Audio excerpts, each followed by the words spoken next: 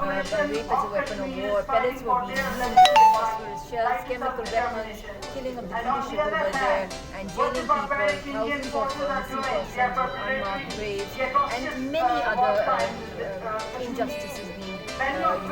they were facing, the Kashmiri people. But now I see, after 5th of August, when Kashmiris have been denied of all their social, economic, political rights and identity. First was the Indian army, but now it is their public and it's also coming as occupiers. It is the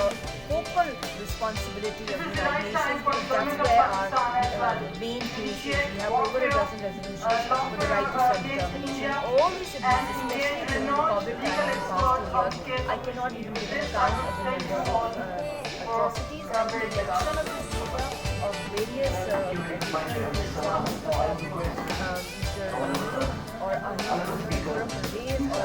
or other,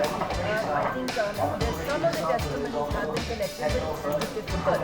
collecting the larger, the populations, the evidences, videographic evidences, photographic evidences, and other things, and also the legal proceedings. But the ones that we have are sufficient for the world to take charge and to stop India and to put it under legal I got that point. Much has been trumpeted on the part of the international media and international organizations about the women's role and women atrocity in the Palestinian other also. How do you see the role of United Nations, America, and the countries which are those who have got a veto power in relation with the Kashmiri atrocities and the issues that are there from the time to time?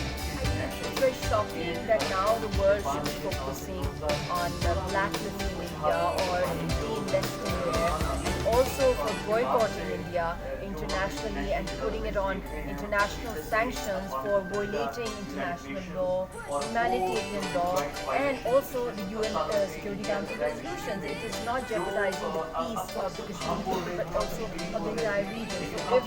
the veto powers, the permanent fight countries, do not take charge or do not take responsibility, I'm afraid this matter was not just going to encapsulate under the Jammu Kashmir umbrella, but it is going to aggravate, because it's a nuclear flashpoint with, we've seen on 2019, the 7th of February, nuclear codes being exchanged between